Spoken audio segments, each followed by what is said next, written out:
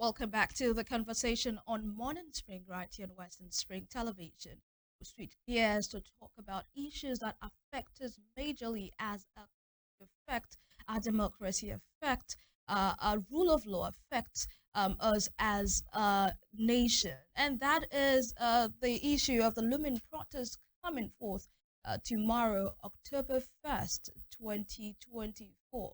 The administration of President Bola Ahmed Tinubu might be said to be unpopular, but one thing this administration has been popular for is protest, open protest. In the last few months, we've had series of protests, and tomorrow, a landmark celebration for our dear country, Nigeria.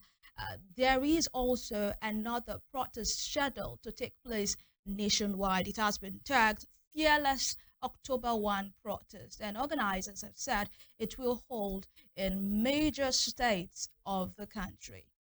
There are people who believe that this protest is unnecessary and that the government is working tirelessly to ensure that we have a thriving economy. But there are people that say that if the people are not okay with the economic situation, if the people are suffering, if the people do not really have what to eat, money in their pocket, then they have to let the government aware of what is happening. To help us, tell us if this particular protest is necessary or not, we have joining us via Zoom this morning, civil rights activist, public affairs analyst, Comrade Ayo Ologun. Thank you so much for joining us this morning, Comrade. Can you hear us? Can you hear me? I can hear you clearly. Good morning and thank you for having me. All right, let's just delve right into it. The October 1 protest, is it necessary? We've had series of protests in the past months, and there are people coming back to say we should have this protest because the concerns of our protests, our demands in the last protest was not addressed by the government, and this is another time for us to make our concerns known. Do you think this is necessary? Well, good morning once again, and let me quickly this.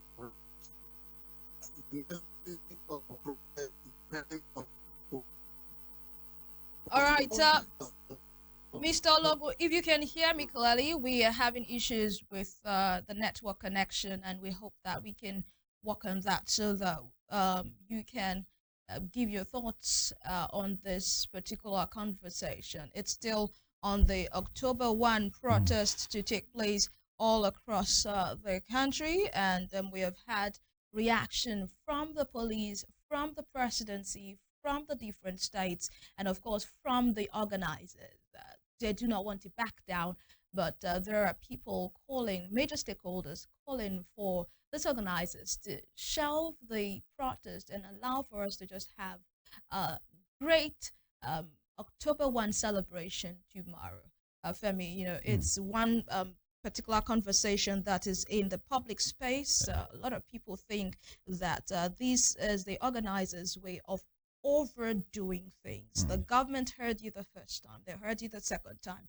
So why hit the streets again to do this? Well, some are still of the opinion that if actually whatever you are pressing for, you don't have it, maybe, but we understand we have Comrade back. Can you hear us? I can hear you clearly. Good Okay, morning. Please go ahead. Please go ahead with your thoughts, sir. Yeah, I was saying that the right to protest is constitutionally guaranteed. And there is nowhere in the provision of the grand norm, that is the Constitution of the Federal Republic of Nigeria, where how long a protest or how often a protest can take place is expressly written. That then means that for as long as people are disenfranchised, as long as people are having distrust with governance, for as long as people are having issues with policies, deliverables, and how they are governed, they have the right to protest. And that could be every day, that could be every week, that could be every month. It is only when it becomes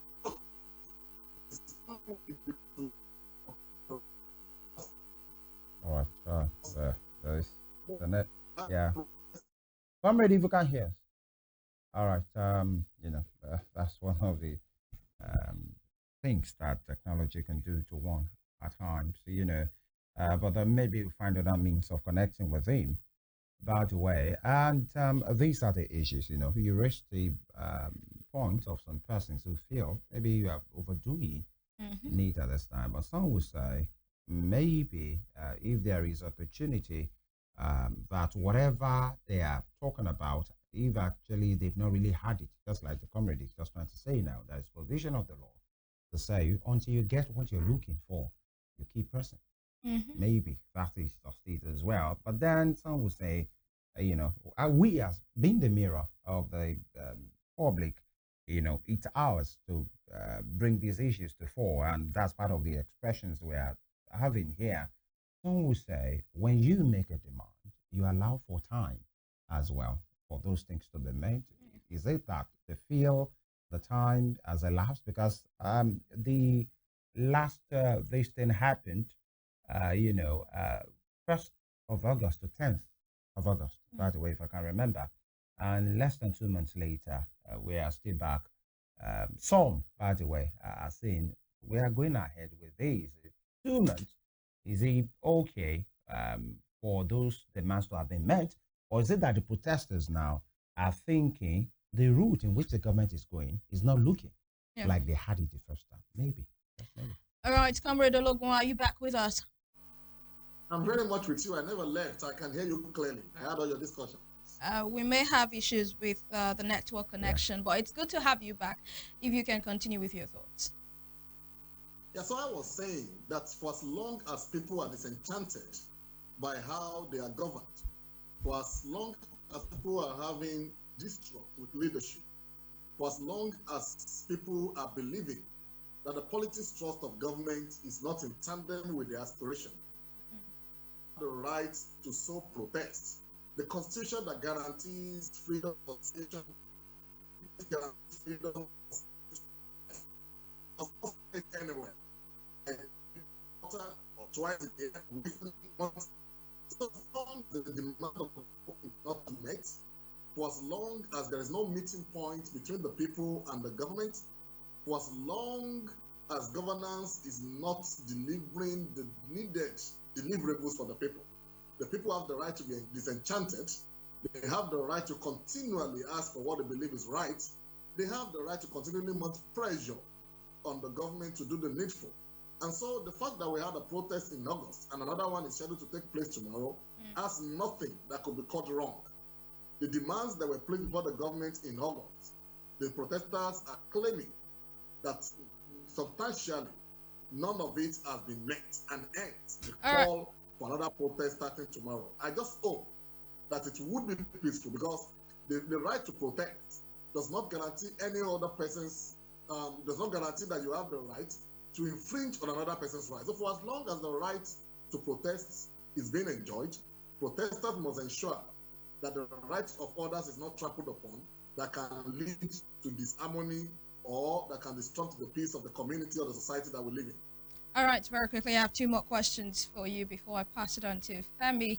I'd like to ask, don't you think these protesters or these Nigerians should give the federal government more time? It was just August, and here we are in September or October, about to go for another protest. Don't you think that time frame is too short to have another major demonstration? See, in Yoruba adage comes to mind. Yoruba will say that that means if a person prepares to run mad in 6 months, when exactly does the person intend to hit the market?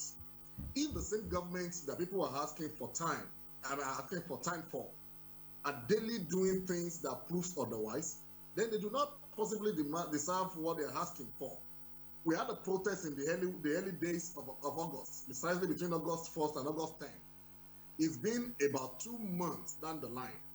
And instead of the government to make attempts to lessen the burden and the pains of the people, instead of the government to continually make efforts to assuage the people and let them come to terms with efforts being made by the government to do the needful, the government on a daily basis continue to reprobate by chilling out and throwing out policies that are not in any way related to the demand of the people. If people are saying that we should give the government time, how long time does it take to make the life of the people better?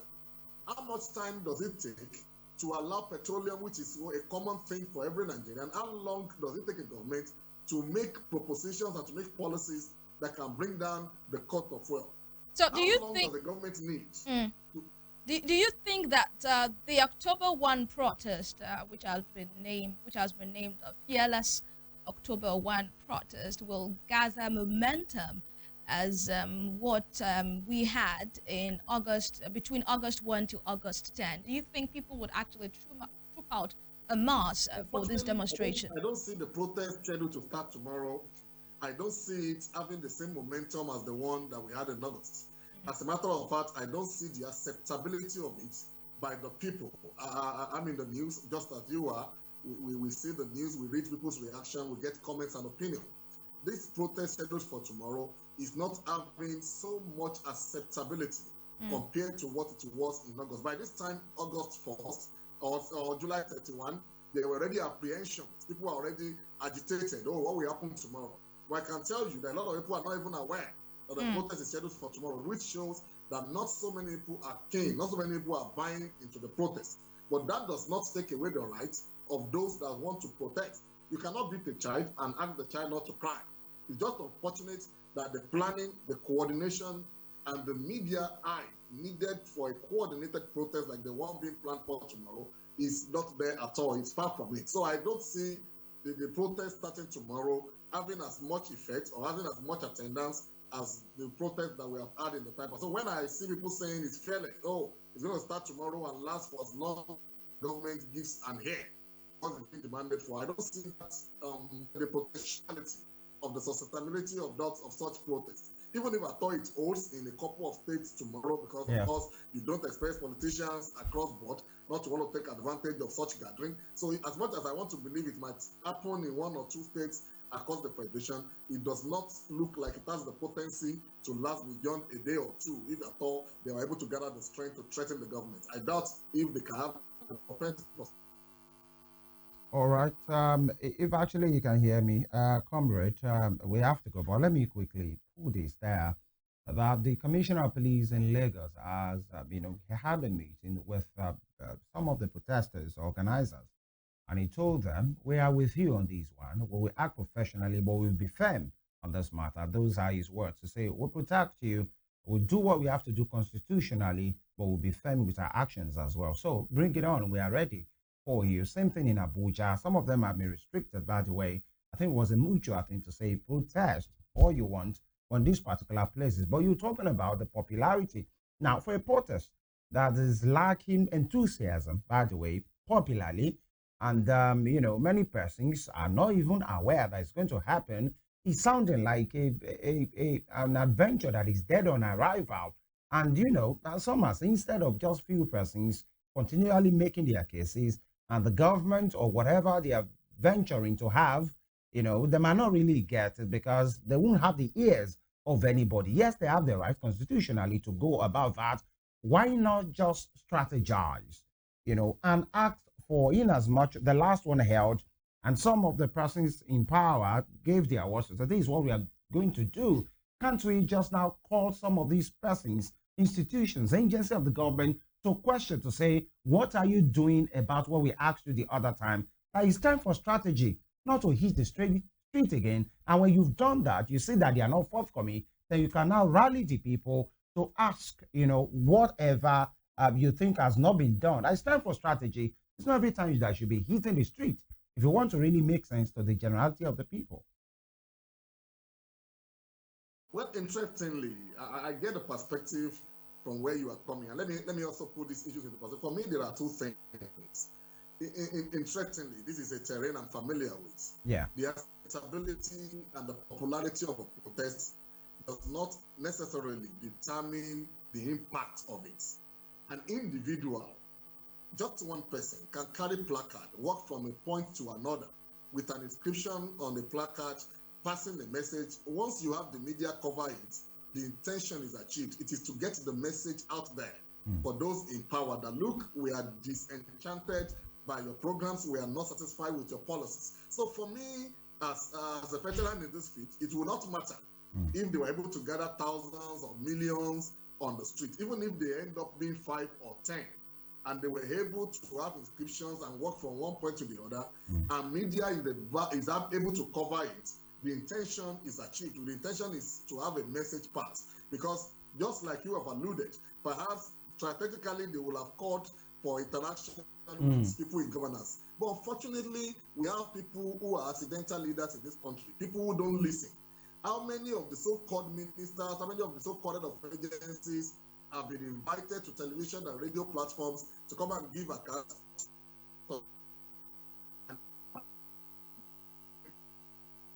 All right. Yeah. Can you still hear? Are you with us, Comrade? All right. I'm afraid this is the convenient point to hit the brakes because the connection is a bit of a challenge this morning. But by the way, we want to sincerely thank Comrade Ayo Ologun as well as Barrister Chitam Nwala for their contribution to the program this morning. And this is why we do what we do, speaking through to power and, of course, engaging critical stakeholders in having them, come out to responsibility, what they have to do for us to have a good nation, the kind of nation that we're proud of. And this is what we will continue again tomorrow, God willing. This is the end of September. Thank you for staying with us all month. But tomorrow is the Independent Special. And of course, we'll be bringing something very special to us. So happy independence to us as Nigerians in advance. Femi Ojo is my name. Stay alive in whatever you do. And I'm Evelyn Ohiole, thanking you especially for doing this with us today and this month. Stay tuned for Spring Trends. It's the last edition of Spring Trends for the month. You don't want to miss it. Bye.